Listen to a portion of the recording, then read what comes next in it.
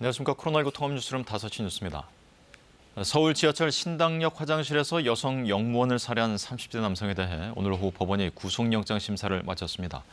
신당역에는 추모를 위한 시민들의 발걸음이 이어지고 있습니다. 이화진 기자의 보도입니다. 서울 지하철 신당역에서 20대 여성 영무원을 살해한 혐의로 붙잡힌 30대 남성 전모 씨가 구속영장 심사를 위해 서울중앙지법에 출석했습니다. 1시간 동안 진행된 신문을 마치고 나온 전 씨는 취재진의 질문에 죄송하다고 짧게 답했습니다. 피해자한테 하실 말씀 없으세요? 죄송합니다. 법원은 오늘 안에 전 씨에 대한 구속 여부를 결정할 것으로 보입니다. 앞서 서울 중부경찰서는 어제 오후 전 씨에 대한 구속영장을 신청했습니다. 가해자 전 씨는 그젯밤 신당역 여자 화장실에서 20대 여성 영무원을 살해한 혐의로 검거됐습니다. 흉기에 찔린 피해자는 심정지 상태로 발견됐고 병원으로 옮겨졌지만 2시간 반 만에 숨졌습니다.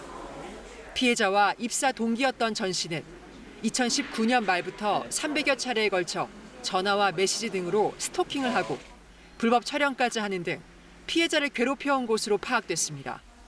지난해 10월 피해자가 전 씨를 신고했지만 법원은 도주 우려가 없다는 등의 이유로 구속영장을 기각했고 괴롭힘은 계속됐습니다.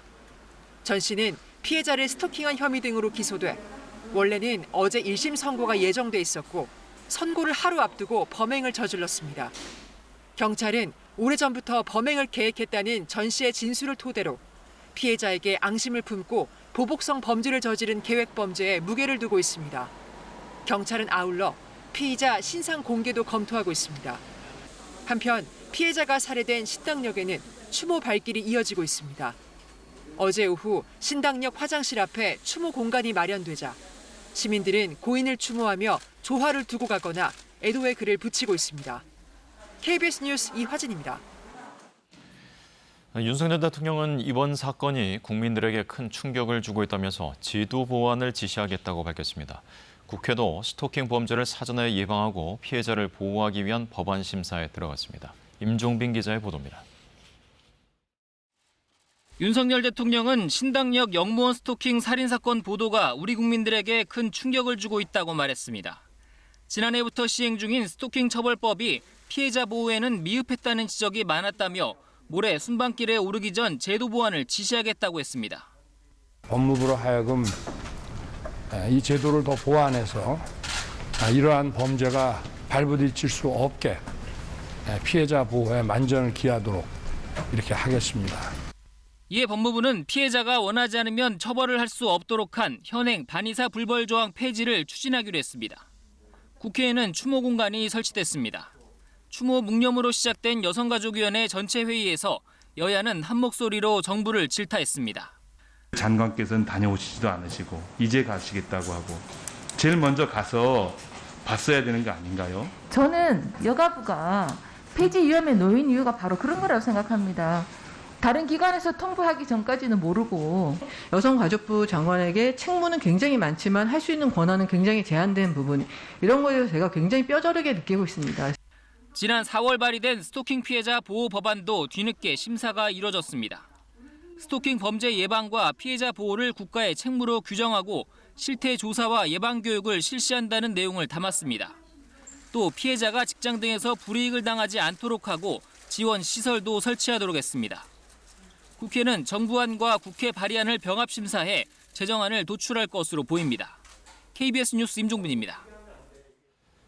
스토킹하던 여성의 몸에 인화물질을 뿌린 50대 남성이 구속된 채 검찰에 넘겨졌습니다.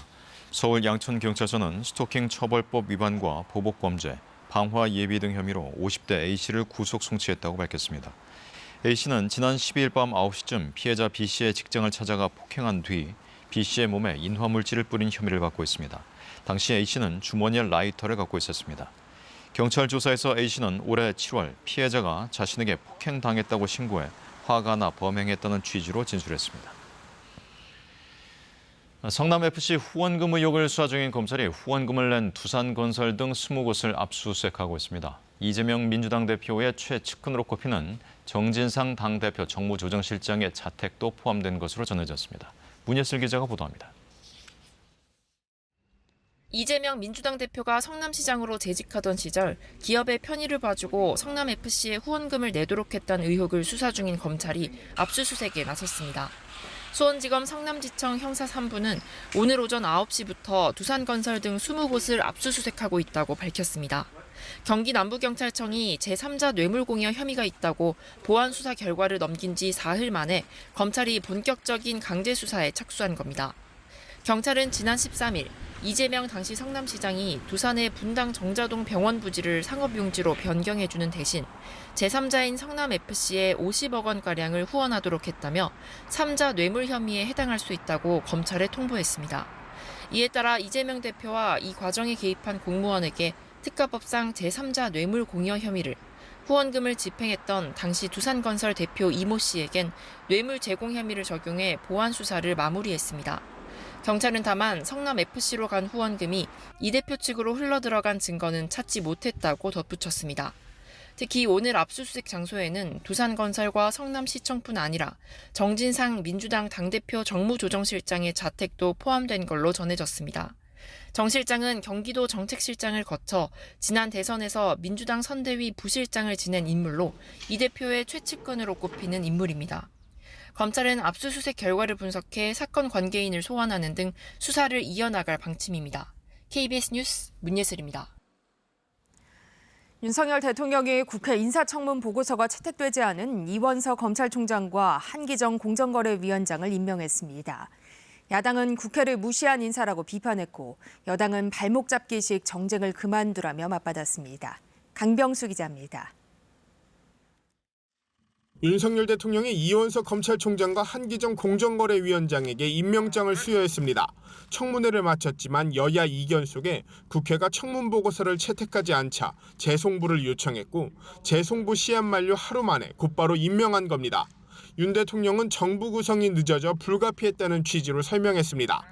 정부 구성이 많이 늦어져서 그런 지적도 있고 또 인사청문 과정에서 국민들께서 이분들의 자질과 역량에 대해서 이미 판단하셨을 것으로 저도 생각을 하고. 윤석열 정부 들어 국회 인사청문 보고서 없이 임명된 고위직 인사는 이로써 13명으로 늘었습니다. 이 가운데 4명은 국회 원구성 지연 등으로 아예 청문회를 거치지 않았고 9명은 청문보고서가 기한 내에 채택되지 않자 임명을 강행한 겁니다. 대통령실은 앞서 법정 기한을 어기며 채택을 거부하는 건 국정 발목 잡기로 비칠 우려가 있다며 야당을 비판하기도 했습니다.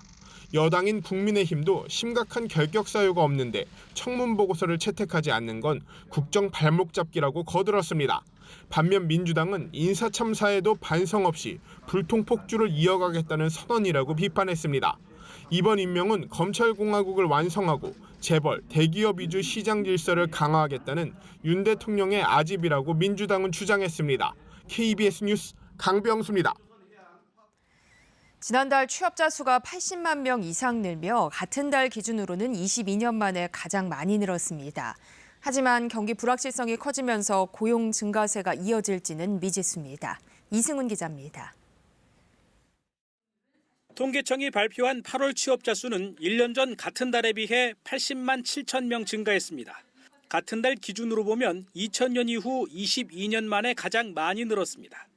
다만 증가폭은 6월 이후 석 달째 소폭의 감소세를 보이고 있습니다.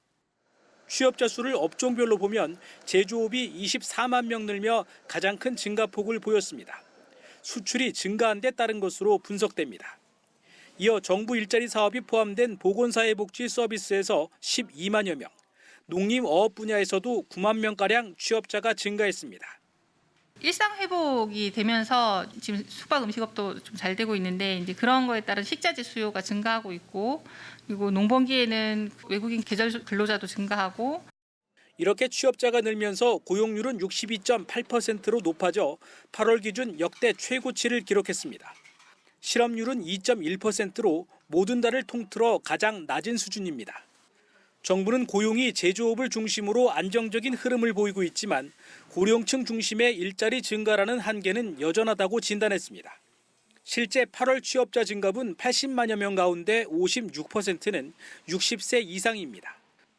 정부는 또 높은 물가와 금리 인상, 수출 증가세 둔화 등 경기 하방 위험이 어느 때보다 크다며 앞으로 고용 증가폭이 둔화할 가능성이 높다고 분석했습니다. KBS 뉴스 이승훈입니다. 최상목 대통령실 경제수석은 용산 대통령실 브리핑에서 다음 주 뉴욕에서 열리는 한미 정상회담에서 통화 스와프가 논의되거나 체결될 가능성이 있는가라는 질문에 외환시장 안정은 한국과 미국 정상의 공통 관심사라며 한미 정상회담에서 관련 논의가 있을 것으로 예상한다고 말했습니다. 이와 관련해 대통령실 고위 관계자는 통화 스와프 논의는 중앙은행 간에 하는 것이라면서도 정상끼리 포괄적 논의를 하고 중앙은행끼리 나중에 할 수도 있다며 논의 가능성을 열어뒀습니다. 3년 만에 전국에 독감 유행주의보가 발령됐습니다. 방역당국은 동시에 코로나19와 독감이 유행할 수도 있다며 예방접종에 적극 참여해달라고 당부했습니다. 이승재 기자입니다. 질병관리청이 오늘 전국에 독감 유행주의보를 발령했습니다. 질병청은 지난 4일부터 10일까지 독감 의심 환자 분율이 1000명당 5.1명으로 유행 기준인 4.9명을 초과했다고 밝혔습니다. 앞서 지난 2년간은 코로나19의 영향으로 독감이 유행하지 않아 3년 만에 독감 유행주의보가 발령됐습니다. 질병청은 독감 유행 기준을 1000명당 4.9명으로 예년보다 민감하게 적용해 대비를 강화한 상태입니다. 독감 예방 접종은 오는 21일부터 생후 6개월 이상 49살 미만 어린이부터 시작됩니다. 임신부는 다음 달 5일부터, 만 65살 이상 고령층은 다음 달 12일부터 무료로 접종할 수 있습니다. 독감 고위험군은 무료 예방 접종 대상군을 비롯해 면역 저하자와 대사장애, 심장 질환과 폐 질환, 신장 기능 장애 등이 포함됩니다. 고위험군인 1216만 명을 대상으로 예방 접종을 하도록 하겠습니다. 고위험군 대상 항바이러스 처방에 대해 건강보험도 적용하겠습니다. 질병청은 38도 이상의 발열과 기침 또는 인후통의 독감 의심 증상이 있을 땐 신속하게 진료를 받을 것을 권고했습니다. 오늘 코로나19 신규 확진자는 5만 1,874명으로 어제보다 19,000여 명이 줄었습니다. 독감과 코로나19 동시 유행으로 발열 및 호흡기 증상으로 의료기관을 찾을 땐 코로나19 감염력 및 접종력을 의료진에게 정확히 알려줄 것을 방역당국은 당부했습니다. 또한 국산 코로나19 백신인 스카이코비1의 접종 범위가 1, 2차 접종은 물론 3, 4차 접종까지로 확대돼 추가 접종 시에도 국산 백신을 선택할 수 있습니다. KBS 뉴스 이승재입니다. 14호 태풍 남마돌이 세력을 키우며 북상하고 있습니다. 진로는 아직 유동적이지만 이번 주말 제주와 영남 해안에는 강한 비바람이 예상됩니다. 김민경 기자입니다. 14호 태풍 남마돌이 빠르게 북서진해 오키나와 동남동쪽 860km까지 올라왔습니다. 중심 기압 955헥토파스칼, 중심 최대 풍속 초속 40m, 태풍 등급 강으로 세력이 커졌습니다. 남마돌은 뜨거운 바다 위를 통과하며 앞으로 세력을 더 키워 매우 강으로 발달할 가능성이 큽니다. 이럴 경우 18일에는 규슈 남서쪽 해안, 19일에는 규슈 북부를 관통한 뒤 해상으로 진출할 것으로 예측됩니다. 하지만 북태평양 고기압의 강도에 따라 이동 경로는 아직 유동적입니다. 북태평양 고기압이 확장하거나 서쪽으로 세력을 키울 경우 대한해협을 통과할 가능성도 남아 있습니다. 태풍의 진로에 따라 우리나라 영향구역이 커지거나 줄어들 수 있습니다. 다만 제주와 영남 해안 등지에는 강풍과 높은 파도, 많은 비가 불가피할 전망입니다. 남해상과 동해상을 중심으로는 최고 10m 이상의 높은 파고가 예상됩니다. 이 때문에 제주에는 폭풍 해일이, 영남 해안과 동해안은 월파 피해에 대한 대비가 필요합니다. 영남 해안에는 강풍과 함께 30에서 80mm, 많은 곳은 최대 120mm의 많은 비가 예상됩니다. 특히 시간당 최대 30에서 50mm의 집중호우를 뿌릴 것으로 기상청은 내다봤습니다. 태풍 흰남노가 남긴 피해가 복구되기 전에 다시 영남 해안에 강한 비바람이 예상돼 추가 피해가 발생하지 않도록 철저히 대비해야 합니다. KBS 뉴스 김민경입니다. 미국의 인플레이션 감축 법안에 따른 한국산 전기차 차별 문제를 논의하기 위해서 한미 간 국장급 화상회의가 오늘 열립니다. 이 양국 외교부와 산업부가 모두 참여하는 범정부 협의체 성격입니다. 워싱턴에서 김양순 특파원의 보도입니다. 미국을 방문 중인 조현동 외교부 1차관이 미 국무부 웬디 셔먼 부장관을 만나 우리 전기차 문제를 논의할 실무회의 개최에 합의했습니다. 조 차관은 한국과 미국의 국장급 실무자들이 우리 시각 오늘 화상회의를 열고 한국산 전기차 보조금 문제를 포함해 미 인플레이션 감축법 전반을 논의할 예정이라고 밝혔습니다. 미 측이 지난 한 달여간 다양한 채널과 계기를 통해서 전달된 우리 입장을 경청하였고 미 측에서도 범정부 차원에서 관련 검토를 진행 중이라고 하였습니다. 한국의 외교부와 산업자원부, 미국 측 국무부, 무역대표부, 상무부가 참여해 양국 간 범정부 차원의 협의체가 될 것으로 보입니다. 조 차관은 이에 앞서 미 하원 외교위원회 스티브 샤벗 간사와 세입위원회 지미 고메즈 의원을 만나 인플레 감축법에 대한 각별한 협조를 요청했고 이들이 한국 측과 긴밀히 협의하며 가능한 해소 방안을 모색하겠다고 답했다고 전했습니다. 이와 별도로 북한의 핵 위협에 대응하기 위해 열리는 한미 고위급 확장 억제 전략 회담과 관련해 미 국무부는 실질적이고 지속 가능한 방안을 논의할 것이라고 예고했습니다. Substantive and sustainable forum where we can discuss all aspects of our cooperation and coordination that includes diplomatic, economic, informational, and military, and how they contribute to deterring threats to the alliance. 이어 내일 회담에선 북한의 위협에 대응하기 위한 확장된 공조 방안이 논의될 것이라며 인도태평양 지역에서 미국과 동맹이 직면한 안보 도전과 대응 방안도 포함된다고 덧붙였습니다. 미 백악관 국가안보보좌관을 만난 자리에서 우리 외교와 국방차관은 미국이 제공하는 확장 억제 전략을 논의하는 동시에 한국산 전기차 보조금 문제 즉 경제 안보 우려도 함께 전달했다고 밝혔습니다. 워싱턴에서 KBS 뉴스 김양순입니다. 김진표 국회의장은 오늘 오후 국회에서 리잔수 중국 전인대 상무위원장과 회담 뒤 공동 언론 발표문을 발표했습니다. 김 의장은 이 자리에서 한중일 국회의장 회의 개최를 제안했습니다. 또 인천 상하이 구간 등을 포함한 직항편의 조속한 재개와 증설이 필요하다는 데에도 의견을 같이 했다고 밝혔습니다. 이에 대해 리잔수 위원장은 양측이 서로의 핵심 이익과 중대한 관심사를 존중한다는 정신에 따라 예민한 문제를 계속 조절해 처리하고 양국 관계의 건전하고 안정적인 발전을 추진해야 한다는 데 인식을 같이 했다고 말했습니다.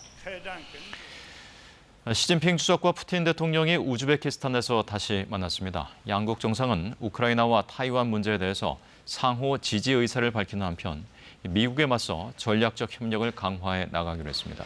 경제 협력도 논의가 되는데 에너지 분야 등에서 협력을 확대하기로 했습니다. 모스크바에서 조빈나 특파원입니다. 블라디미르 푸틴 러시아 대통령과 시진핑 중국 국가주석이 7달 만에 다시 만났습니다. 우즈베키스탄에서 열리는 러시아와 중국 주도의 다자협의체 상하이 협력기구 정상회의가 계기가 됐습니다. 두 정상은 우크라이나와 타이완 문제에 대해 상대 측 입장에 대한 지지 의사를 밝혔습니다.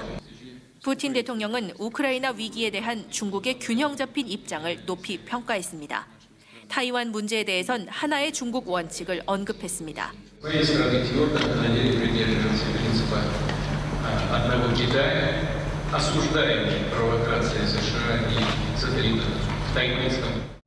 시진핑 주석은 러시아와 중국이 함께 지도적 역할을 하길 원한다고 말했습니다. 또 비공개 회담에서는 중국이 러시아와 상호 핵심 이익이 걸린 문제에서 서로 강력하게 지지하길 원한다고 언급했다고 중국 CCTV가 보도했습니다. 面对世界之变、时代之变、历史之变。 中方愿同俄方一道努力，体现大国担当，发挥引领作用。 러시아가 우크라이나 특별 군사작전을 시작하자 중국은 표면상으론 중립을 표명하면서도 오히려 러시아와의 군사 경제 협력을 늘려왔습니다. 이번 회담에서 두 정상은 에너지와 무역, 농업 분야에서 협력을 강화하기로 했습니다. 오늘은 상하이 협력기구 정상회의가 열립니다. 이란이 정식 가입 절차를 마무리했고 사우디아라비아 등도 회원국 참여를 검토 중입니다. 미국이 각종 협의체를 통해 제재 동참 등 서방의 단결을 이끌어내는 상황에서 러시아와 중국은 이번 회의를 통해 반미, 반서방 진영의 세를 과시하고 공조 의지를 다질 것으로 보입니다. 모스크바에서 KBS 뉴스 조빈나입니다. 수원지방법원 형사 11부는 직권남용 뇌물수수 혐의로 기소된 은수미 전 시장에게 징역 2년을 선고하고 법정 구속했습니다. 은 전 시장은 4년 전 자신의 정치자금법 위반 사건을 수사하던 경찰관에게 수사 기밀을 넘겨받는 대가로 인사와 납품 청탁을 들어준 등의 혐의로 지난해 12월 기소됐습니다. 재판부는 판결에서 은 전 시장의 혐의 중 수의계약 체결과 관련된 직권남용 혐의를 제외한 모든 혐의를 유죄로 판단했습니다. 이에 대해 은 전 시장은 30년 동안 이러한 판결을 받을 만한 부끄러운 행동은 하지 않았다며 항소하겠다고 밝혔습니다. 문재인은 공산주의자라고 말한 고영주 전 방송문화진흥회 이사장은 문 전 대통령에게 배상할 책임이 없다고 대법원이 판단했습니다. 대법원 일부는 오늘 문 전 대통령이 고 전 이사장을 상대로 낸 손해배상 청구 소송의 항소심에서 위자료 1,000만 원을 지급하라는 원심을 깨고 사건을 서울고등법원으로 돌려보냈습니다. 대법원 재판부는 해당 발언은 고 전 이사장의 의견이며 문 전 대통령의 명예를 훼손할 만한 구체적인 사실에 적시라고 보기 어렵다고 판시했습니다. 오늘 새벽 부산 해운대구 요트 경기장에서 육상에 정박돼 있던 요트에서 불이 나 요트 3척이 불에 타고 소방관 1명이 다쳤습니다. 좁은 공간에 많은 배가 몰려있던 터라 대형 화재로 이어질 뻔했습니다. 김아른의 기자입니다. 요트 계류장에 세워둔 레저용 요트에서 시뻘건 불길이 치솟습니다. 불은 삽시간에 요트를 집어삼키고 검은 연기가 계류장을 뒤덮습니다. 소방호스로 물을 연신 쏘아보지만 불은 좀처럼 꺼지지 않습니다. 폭죽 터지는 소리가 너무 커가지고 아까 들어보니까 요트가 이렇게 다 붙어 있어가지고 옆으로 계속 번지고 있어가지고. 사고가 난 건 오늘 새벽 2시쯤. 수리하려고 세워둔 14톤급 레저용 요트에서 배터리 과열로 추정되는 불이 났습니다. 새벽 시간이라 배에 탄 사람은 없었지만 화재 진압에 나섰던 소방대원 1명이 사다리에서 추락해 병원으로 옮겨졌습니다. 불은 1시간 반 만에 요트 3척을 태워 5천만 원가량의 피해가 났습니다. 보시는 것처럼 불이 난 배 옆으로 불이 다시 옮겨 붙었는데요. 배들이 다닥다닥 붙어 있다 보니 피해가 더 컸습니다. 사고 당시 육상 계류장에는 태풍 북상에 대비해 요트들이 피항한 상태였습니다. 또 육상 계류장에 수용 가능한 요트는 155척인데 이보다 많은 200여 척이 정박해 좁은 공간에 많은 배가 몰렸습니다. 대부분의 요트는 FRP 재질이라는 화재 취약한 재질로 제작이 되고 있습니다. 다량의 유류가 있기 때문에 화재가 발생했을 경우 조기 진화에 실패하면은 급격한 연소 확대가 우려될 수가 있습니다. 경찰과 소방당국은 관계기관과 함께 합동 감식을 해 화재 원인을 가리기로 했습니다. KBS 뉴스 김아른입니다. 본격적인 인삼 수확철이 시작됐지만 인삼 재배 농민들의 표정은 밝지 않은데요. 폭염과 폭우가 잇따르면서 작황이 좋지 않은 데다 가격까지 크게 떨어졌기 때문입니다. 한성환 기자입니다. 수확을 앞둔 인삼밭입니다. 잎은 말라 비틀어져 검은색으로 변했고 줄기가 힘없이 뽑혀 나옵니다. 땅을 파보니 삶이 모두 썩어 형체를 알아보기 어렵습니다. 5년간 애써 키워 수확하려던 농민은 막막하기만 합니다. 70% 내지 80% 정도가 지금 현상이 이렇게 돼 있습니다. 빚을 갚기는커녕 나 먹고 살 일도 깜깜합니다. 인근 다른 인삼밭도 상황은 마찬가지입니다. 3년간 키워온 인삼이지만 사실상 건질 게 없습니다. 수확을 포기한 농민은 당장 인삼밭 철거 비용을 걱정해야 할 처지입니다. 지금 보시다시피 이거 90%가 다 고사했는데 이거 지금 난감한다고 이거 전부 다 이제 죽기 일보 직전이에요. 올여름 폭염과 폭우가 번갈아 찾아오면서 고온다습에 취약한 인삼이 치명타를 입었습니다. 많은 비로 습해진 땅에 불볕더위가 이어지면서 인삼이 땅속에서 그대로 썩은 겁니다. 인삼 주산지 가운데 하나인 이 지역 인삼 농가의 절반 이상이 피해를 호소하고 있지만 자치단체가 실태조사는 물론 피해 신고조차 외면하고 있다고 농민들은 말합니다. 왜 당신만 그러냐 이런 식으로 해갖고 그래서 그냥 왔어요. 신청도 안 하고. 게다가 그동안 공급과잉과 코로나19로 인한 소비 침체 등으로 인삼 가격은 4년 전의 절반 수준으로 떨어졌습니다. 폭염과 폭우에 따른 피해 확산에다 인삼 가격까지 폭락하면서 인삼 재배 농가들의 근심이 커지고 있습니다. KBS 뉴스 한성원입니다. 이어서 오늘의 주식 시황을 KB증권에서 전해드립니다. KB증권입니다. 국내 증시가 중국 위안화 약세가 이어지면서 투자 심리가 위축된 하루였습니다. 코스피가 2,400선을 하회했고 코스닥은 개인의 사자유도 1% 넘게 하락했습니다. 오늘 코스피는 19.05포인트 하락한 2,382.78에 코스닥은 11.34포인트 내린 770.04에 마감됐습니다. 지난밤 미국 증시는 국채금리 상승 부담 등으로 주요 지수가 일제히 하락했습니다. 한편 코스피는 기관과 외국인의 팔자에 3거래일 연속 하락했습니다. 전일 미국의 긴축 우려에 기술주 중심의 나스닥이 낙폭을 키우면서 네이버가 52주 신저가를 경신했고 카카오 역시 사흘째 하락했습니다. 또 국제유가가 급락하면서 S-오일 등 정유주들이 일제히 하락했습니다. 반면 면세점 수익 개선 기대감에 신세계가 3거래일 만에 반등에 성공했고 환율 수혜주로 꼽히는 기아와 현대차가 동반 1% 넘게 상승했습니다. SM은 주가 저평가 해소 기대감에 18% 넘게 급등했습니다. 오늘 원달러 환율은 5원 70전 내린 1,388원의 거래를 마쳤습니다. 지금까지 KB증권이었습니다. 퇴근길 수도권을 중심으로 비가 내리겠습니다. 현재 수도권과 충남 일부 지역에 시간당 5mm 안팎의 비가 조금 오고 있는데요. 내일 새벽까지 인천과 경기 서해안, 경기 북부는 최고 60mm 이상 예상되고요. 그 밖의 수도권과 강원 영서 5에서 40mm, 충청과 그 밖의 지역은 5mm 안팎이 예상됩니다. 오늘 한낮에는 30도 이상 오르면서 서쪽 지역을 중심으로 더웠습니다. 경기 남부와 일부 지역에 폭염주의보가 발효 중인데요. 내일 아침은 서울이 23도, 대구 22도로 오늘과 비슷하겠고요. 한낮에는 서쪽 지역을 중심으로 늦더위가 이어집니다. 서울이 29도, 대구 31도, 광주와 전주 32도까지 오르겠습니다.